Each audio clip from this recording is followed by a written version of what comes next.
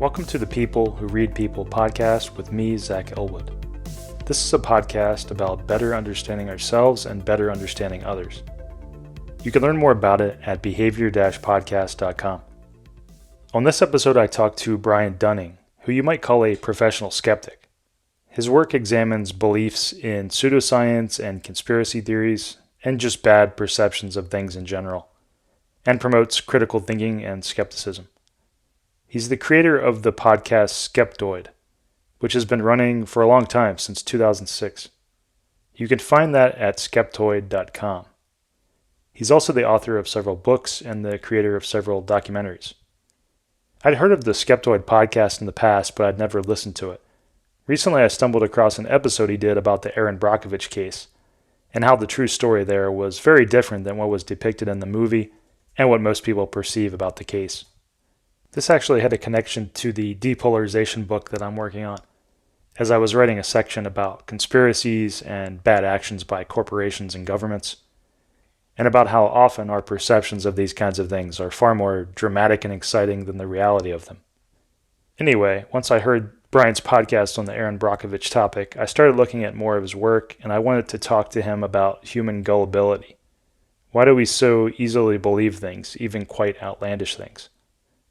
I thought with his long history of analyzing all sorts of pseudoscience and magical thinking and conspiracy theories, he'd have some interesting takes. I also wanted to ask him about various things I've been curious about over the years, like what's the deal with chiropractic work? What's the deal with acupuncture? What's the deal with eye movement desensitization therapy? What's he think about the recent UFO stuff? Are there things he used to think were bullshit but now has more respect for? Just a heads up before we start, this podcast has some ads. If you want to subscribe and get an ad-free version of this podcast, and get a few other features like collaborating on upcoming episodes, getting a free copy of my depolarization book, and more, you can learn more about that by going to behavior-podcast.com. Aside from any benefits, you'll be supporting me in making this podcast better and in promoting it. So if you've thought my work on this podcast has been interesting or important, and you've enjoyed all the free content I've put out, maybe you consider signing up. Also, I should say before we start, there were some small audio problems, so if you hear some cutouts, that's why. Okay, here's the talk with Brian Dunning. Hey Brian, thanks for coming on the show. Thank you for having me. So maybe we can start with what piqued your interest in focusing on debunking pseudoscience and misinformation? Well, first of all, I would say debunking is the last thing I try to do. I try hard not to do that. But I would give you the same answer as probably most of my colleagues in science writing is that we just all grew up reading books of strange things, Bigfoot, UFOs, ghosts, whatever it was, watching all the creepy TV shows and just being really interested in weird stuff and wanting to learn what's going on with these stories. And you quickly find out that none of these TV shows or books ever do tell you what's actually going on. They just expect you to accept the sort of the paranormal version of events. And I always wanted more than that. And so I started just having a lot of fun by digging in and going back to the original historical documents. And as a bonus, I get to solve all these mysteries that puzzled me as a kid. It's a lot of fun. It's very fulfilling. So maybe you could explain a little bit about what you mean that you don't focus on debunking. You don't call what you do debunking. Yeah, there's really nothing at all to be gained in just saying, "Oh, that's not true," and leaving it at that. That's just negative, and you don't get to take anything away from that. So when I look at a story to find the true history or the true science behind what was actually going on, you're adding a lot to the story. You're not taking anything away. People still have the popular paranormal version, and now they can also enjoy the true version of what's really going on if that's of interest. I like to make sure that I'm doing something that's inherently positive and constructive rather than inherently negative and destructive. So when it comes to the problem of gullibility of people being too willing to believe things, do you have an opinion on whether that problem has been getting worse, getting better, or basically remaining the same? Oh, I think it stays the same. That's a human constant. It's always been that way, and it probably always will be that way. Human brains are wired toward anecdotal thinking, and so it's the easiest place to go. It's the first place all of our brains go, and I think that's always going to be the case. It's just hardwired in us. Hmm. And sorry, just to make sure, you're saying not only that it's hardwired for humans, but that the rough percentages of people who believe some blatantly untrue things is basically staying the same? Yeah, and that percentage is 100%. Ah, I mean, it's not like I say, it's the first place everyone's brain goes. It's where our brains are hardwired to go. mhm. And where we all differ then is that whatever life experiences we have, which we filter that input come into our heads and learn to match it up to things that we know to be real or that we have more experience with. I think everyone has a different life experience that informs those filters and how they work and how well they work and on what kinds of things they work. We all start in the same place, and we all just end up in different places based on who we are. Do you think, would you say that the internet has affected things? How do you see the internet playing into that problem? Yeah, that's a rising tide lifts all boats equally. A lot of people say, "Oh, the internet's made it easier to spread misinformation," but it's also made it easier to spread good information. So I would say that it has not had any impact. We had newspapers 200 years ago, and we had storytelling 2,000 years ago. Information spreads the way it spreads. I don't think the mechanism really impacts what kind of information is going to be spread the most. If you were to ask me to name humanity's biggest problem, I'd say it's our discomfort with uncertainty, because uncertainty seems to make us quite nervous in a existential way. So we always seem to be looking for things that we can be certain about to shore up our sense of meaning and to ward off anxiety and feel like we've got a handle on this world. And I'm curious if how you see that, and do you see that as playing a role in us being often gullible people? Yeah, I would say I would say that's one way to phrase the root cause. It's often pointed out that conspiratorial thinking is something that's hardwired because the classic example is cavemen on the savannah and they hear a rustling in the grass. It's the ones who say, "Oh, that's probably something dangerous," compared to the ones who say, "Oh, that's nothing. I'm going to ignore it." It's the ones who suspect something harmful and go climb a tree who are incrementally less often eaten by the saber-toothed cats. Hmm. Now, there's a lot that I just said that's scientifically wrong in that, but nevertheless, that's the idea. A certain amount of paranoia is an evolved trait. Because it keeps you safe. Yeah. Yeah, I mean, and sometimes it's going to be right, and sometimes it's going to be wrong. But if you suspect that nothing is harmful, then that's not a very safe position to be in. Just as if you say everything is harmful, means you're going to spend all your time hiding up in that tree and you're not going to be able to collect enough food. So, there's always the middle ground, and everyone is somewhere on that spectrum. Another aspect that strikes me in this area is that it can just feel good and exciting to feel like we've stumbled across some secret information, to feel like we're in the know about something, part of an elite group.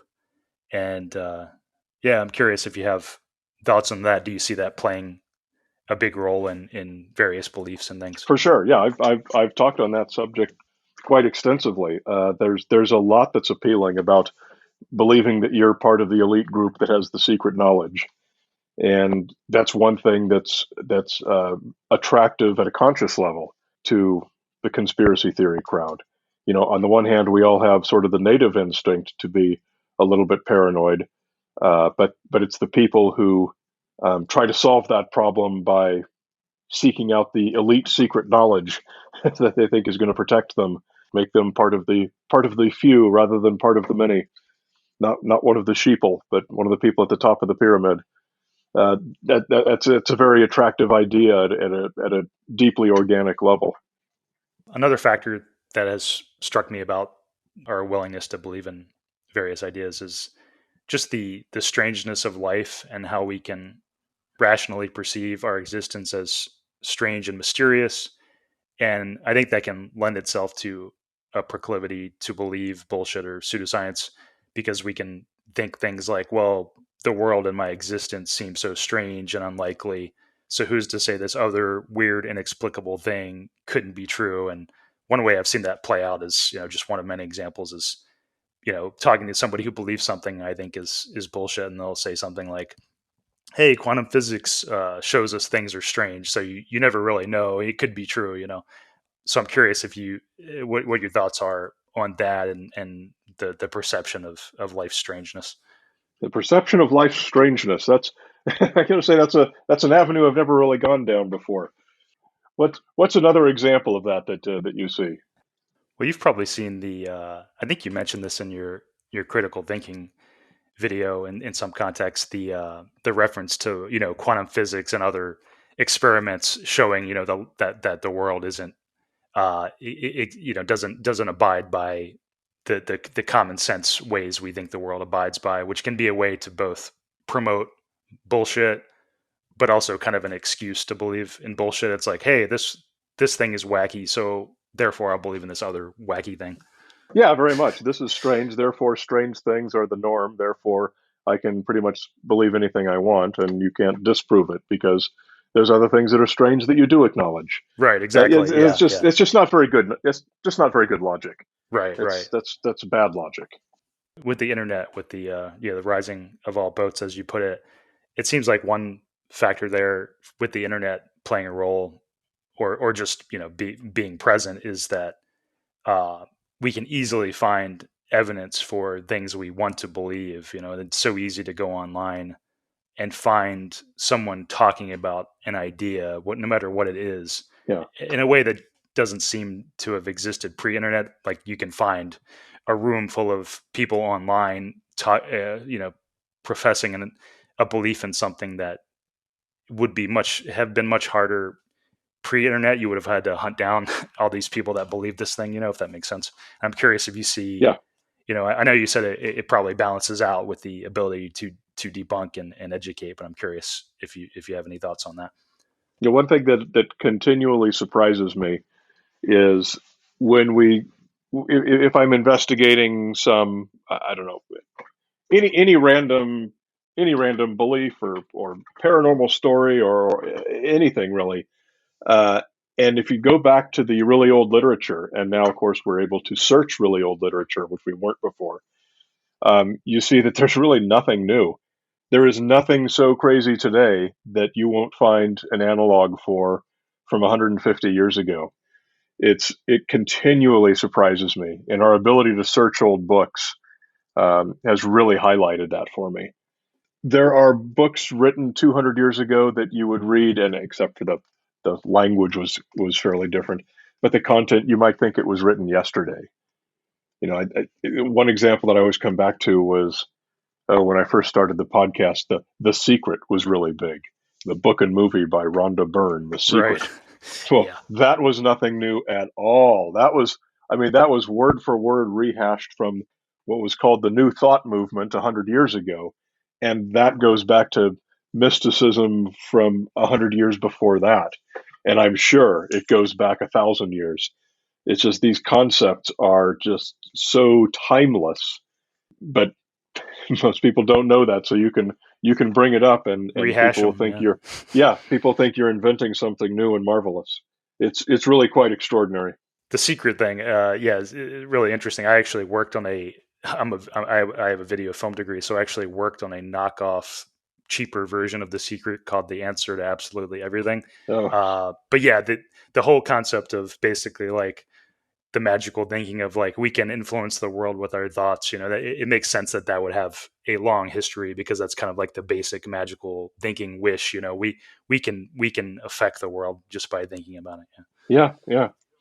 Nothing new to see here. Yeah, yeah. Well, yeah, it seems like, I mean, to your point about making the point that maybe the internet digital age is kind of a wash in those terms. It kind of makes sense because a lot of this stuff just can come down to, what do we want to believe, and how much of, the desires we have, like we want to influence the world with our thoughts, or these other things, or maybe just influenced by our kind of like us versus them polarization tendencies to be like, oh, I dislike the other group, so I want to believe this conspiracy theory that, maligns them or puts them as the enemy, these kind of things. So I can see your point where you see it as kind of a wash altogether. Yeah. A small note here. Personally, I believe the internet is an amplifier of us versus them polarization. And I think by it amplifying us versus them feelings, it creates more of a demand for various forms of bad thinking. For example, it can make us more likely to be drawn to conspiracy theories and other types of paranoid thinking about the people on the quote other side. If you'd like to hear more about that idea, check out a past talk I had with researcher Emily Cuban about the impacts of the internet and social media on polarization. Okay, back to the talk. Yeah, so I just wanted to go through a few random topics because as you're somebody who's worked in pseudoscience and such for so long, I'd love to get your takes on just a few things that I've been curious about over the years that's been kind of hard for me to get some smart critical thinking people's thoughts on. So if you don't mind, I'll go through some of those now. Yeah, let's do random ideas. I love that. Okay, so one of them was chiropractic work, and I've researched this a bit. I've seen how much pseudoscience originated with it, and how much even now pseudoscience is there. But then I'm also confused because I do see some smart people sometimes saying they go to chiropractors. So I'm curious, what is your take on the whole chiropractic field if you had to sum it up? Well, yeah, I mean, there's a lot to say there. The chiropractic industry has unfortunately been very successful at inserting themselves into the public perception of medicine. They don't go to medical schools. Their schools are not certified. They're not. It's not a medical specialty under the American Medical Association. Their schools are not accredited by the Department of Education. And so they're calling yourself a doctor as a chiropractor should be legally meaningless. But they've been very successful in getting states. I'm U.S. centric now, but it's probably something similar in most other countries to allow them to use the word doctor in business. Naturopaths are the same way in many states now. If you're someone who grows pot, you can't legally call yourself, doctor whoever because you're an herbalist. That's a deceptive trade practice. But chiropractors have gotten around that, and they've been able to get recognized by the states. That's not a scientific thing. That's a legal thing. That's a bureaucracy thing. So that they can call themselves doctor by no means indicates that what they're doing is scientific. A lot of people report relief from going to chiropractors, and the main reason for that is that what they're doing incorporates legitimate aspects of massage and physical therapy.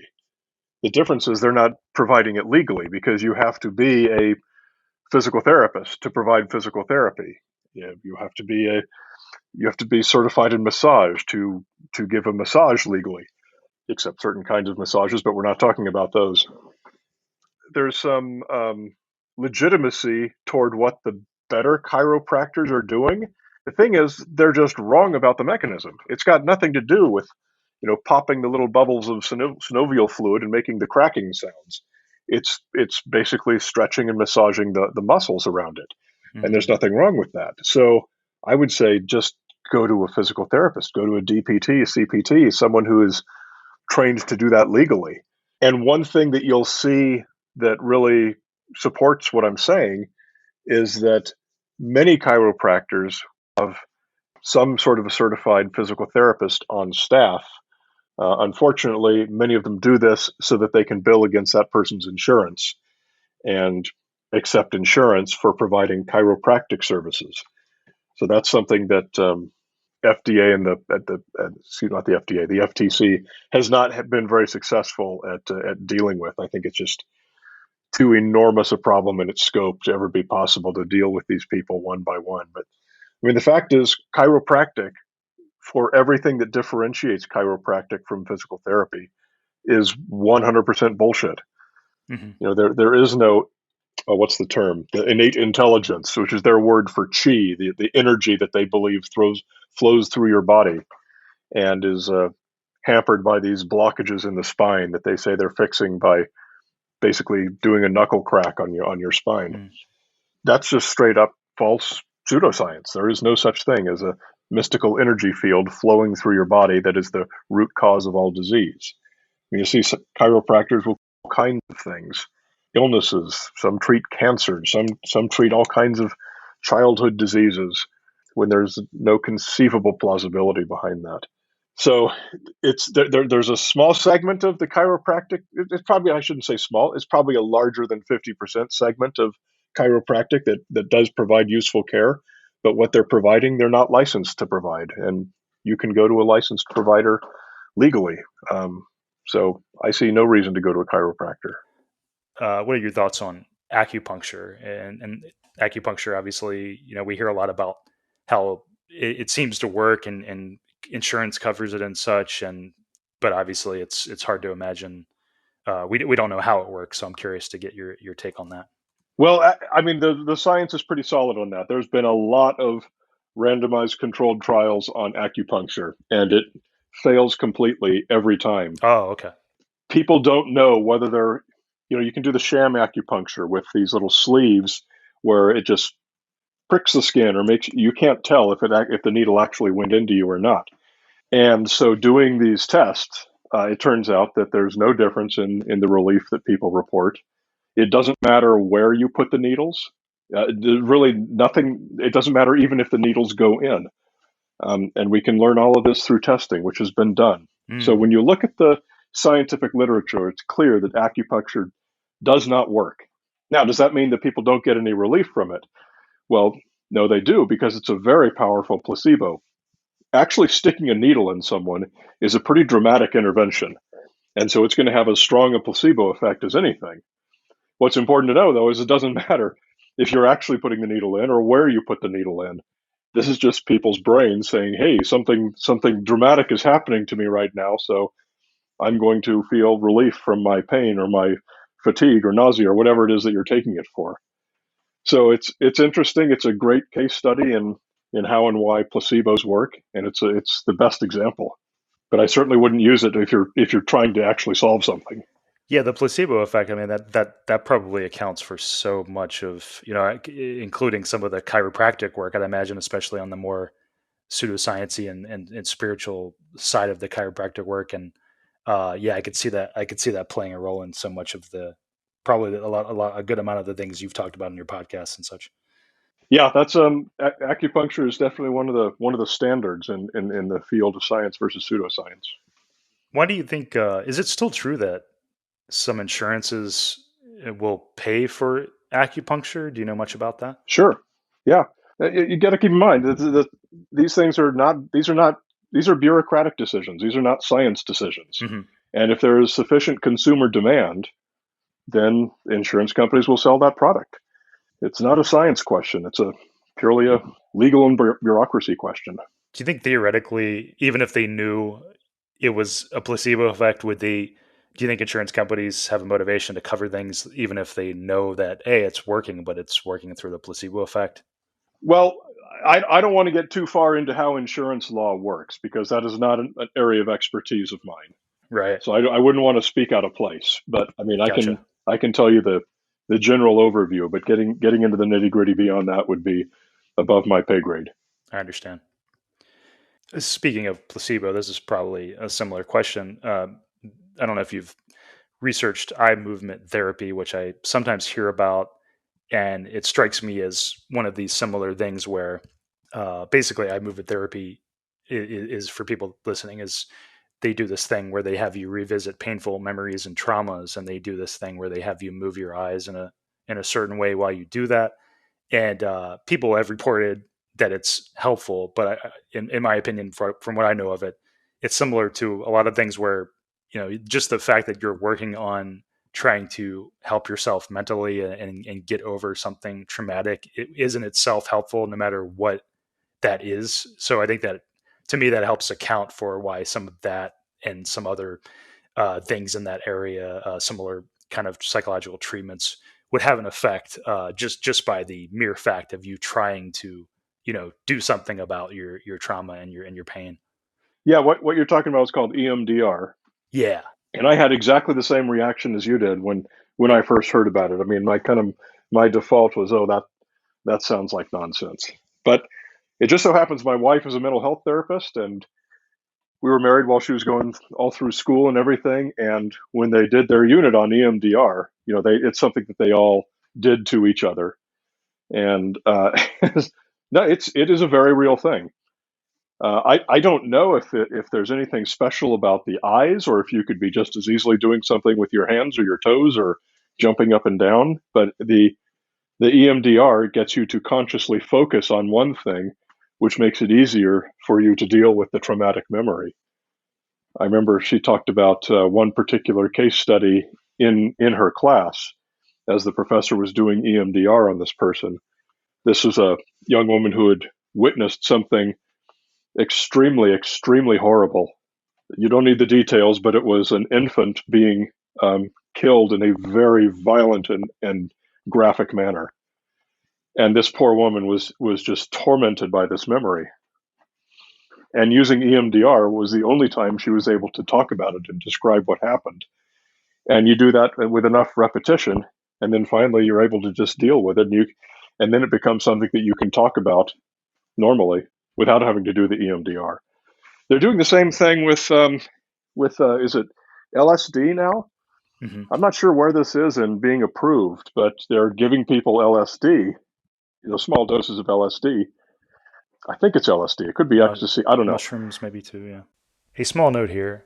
I realized I think we're talking about ecstasy here, also known as MDMA.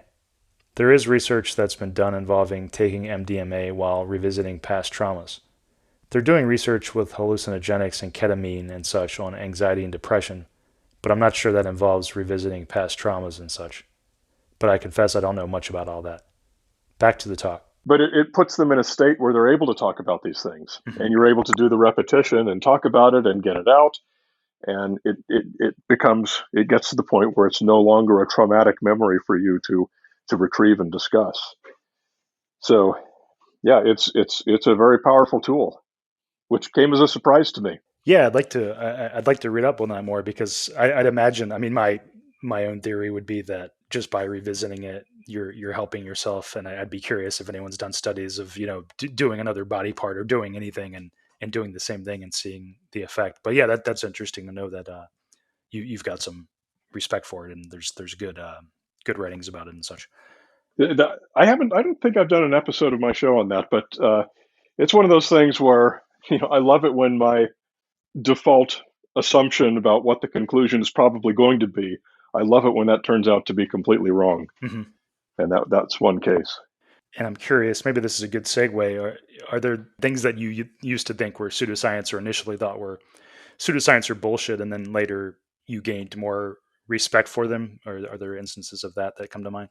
Well, this is the most common question I get, and it's usually asked by someone. What they're really meaning to ask is, what are the cases where the paranormal explanation has turned out to be the true one? And I honestly have to say, no, we have not found any of those yet. So I have not yet found any case where it turns out that magic is real or anything like that. The closest I can get to is what used to be considered a conspiracy theory called numbers stations, which are these shortwave radio stations. They're not as common as they were even just 15, 20 years ago, but they are radio stations that you tune in a shortwave receiver, which is harder and harder to find these days. And at a certain time of day and a certain day of the week, you will get a radio broadcast that is an automated voice repeating strings of numbers, 5 at a time, and they repeat. And this might go on for 5 minutes. It might go on for an hour. And the belief was, the claim online was that, number stations, this is, world governments doing something nefarious. It's sending instructions to their spies or whatever it is. And then people who are of the more skeptical mindset were saying things. It's probably something mundane like oceanographic research buoys transmitting data, or something like anything that doesn't require some nefarious purpose. Mm-hmm. And then what happened on September 11th, 2001, many people recognize that date because something big happened on that date. But there's something else happened on page 2 of the newspaper, which nobody ever turned to page 2 of the newspaper. No one else knows what else happened on that day. But inside the Pentagon, while part of it was burning from getting hit by the plane, they made a large arrest of a number of people including a fairly highly placed intelligence official. And what these people had been doing was tuning into this number station broadcast out of Cuba, typing the numbers into a laptop computer and decrypting them. And they were, in fact, instructions from Cuban intelligence, communications going back and forth between Cuban intelligence and Cuban spies placed inside the Pentagon. Whoa. And since then, there have been quite a few other arrests all around the world by other countries. The evidence always turning out to be laptop computers with these decryption programs on them, and people having been found to be listening to number stations. So it turns out that the tinfoil hat explanation, if you were, was the true one. I had not heard that. That's very interesting. Are there any other things that come to mind in that area as far as conspiracy theories or pseudoscience? Not really. That's usually my go-to answer for that question. There just haven't been that many other cases where it's not easy enough. You were surprised? Yeah, I mean, I want to find more because that's always the most exciting kind. The truth is out there, but it's much less exciting than people think sometimes. That's right. So I got to ask you about the UFOs, of course. What is your take on those? And I just happened to see you were putting out a movie about that, I think. Yeah, I'm producing a movie on that right now. That's something we do at Skeptoid, was we always have a documentary film in the works. Mine is called The UFO Movie They Don't Want You to See, which was initially just a fake title just for fun. But then it turned out that was the title that workshopped the best, and so I decided to keep it. I mean, that gets attention. I mean, yeah, it does. Good clickbait. It's got that going for it. Yeah. Are you willing to say what your take is on it, or do we have to wait for the movie? Well, no, I mean, I have nothing particularly earth-shattering to say on that subject. We think that there are probably lots of life out there in the universe, and it's clear that if there is, it can't get here, and we can't get there. And there's a lot of reasons for that. So if you're going to make the claim that some UFO is probably an alien spaceship, well, you have to have pretty damn good evidence. And if you're going to believe such a claim, you have to have a very high bar for the standard of evidence that you're going to accept. So that's mostly what the film focuses on. We do talk about a number of cases in particular and show why these popular cases that are promoted on the TV shows are actually terrible, terrible evidence, and why we need to have better evidence and what some of that good evidence might be. And finally, how we probably will meet neighbors in the galaxy one day. And I do think we probably will, but I'd give that it's not a definitely, and it's going to be a long time, but I think it'll happen. So you sound pretty skeptical on that, and as somebody who's watched, for example, the 60 Minutes episode, which paints a pretty compelling picture that something strange was going on. Do you think something strange was going on that maybe might not be aliens, or do you think it's just wasn't that strange to begin with? Or which case are you talking about?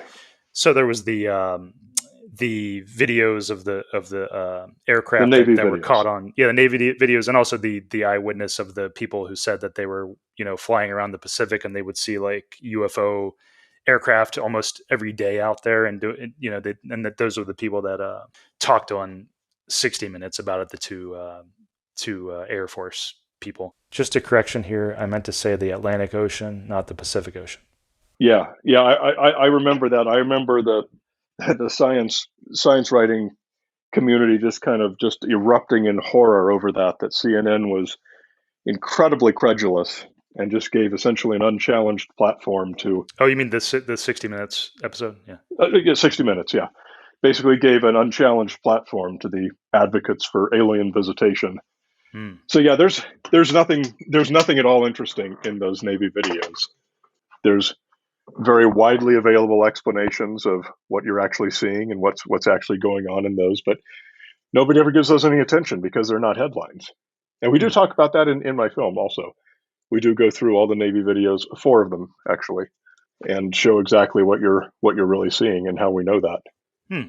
Yeah, I mean, Navy pilots there's a perception that pilots are incapable of error. Anything a pilot says or reports must be a literal true account. And that's really hard to defend. That's not a very sound viewpoint.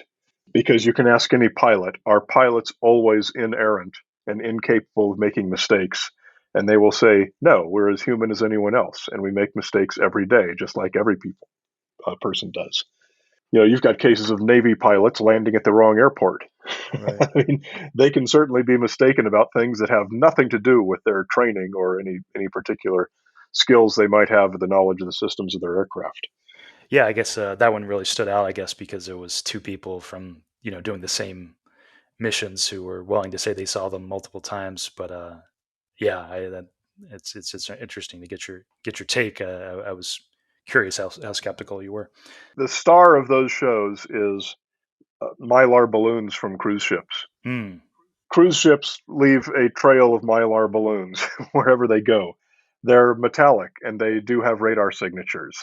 So you're going to see them on the radar. You're going to see them as you fly past them with the parallax effect. That's the parallax effect is basically the main culprit behind most of those Navy UFO videos, where it looks like something is moving, but really you're the one who's moving because you're in a fast moving aircraft. Mm. And when you break down the numbers that's displayed on the screens and you can see what's the altitude, how far away you are, and it becomes it's just kind of a great aha moment in each of these videos when you realize what you're actually seeing.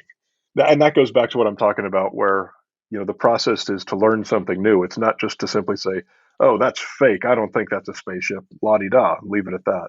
Mm. So I'd imagine you probably believe then that in the cases where multiple people report seeing a UFO or anything really, I'd imagine you would say there's some elements of kind of like mass delusion or a light version of it where they start talking about it and they convince themselves that it happened. Is that accurate? That's something I'd have to address on a case by case Mm. basis. I mean, I've dealt with a lot of cases where there actually were a lot of people witnessing something, and I've dealt with a lot of cases where it turns out that very few people actually witnessed something, but the story got changed dramatically in the retellings and retellings and retellings over the decades. So you got all cases. Um, there's the famous case out of South Africa, for example, where a handful of children said they saw something. More than 250 who were present at the same place said that there was nothing there at all. But then they were all put into groups to tell the story of what they saw. And so all their stories conformed and merged together because this was handled by UFO authors and not by, like, police investigators Mm. who would know that the first thing you do with witnesses is you just separate them Right. and you interrogate them separately to find out where the stories might match up and where they don't.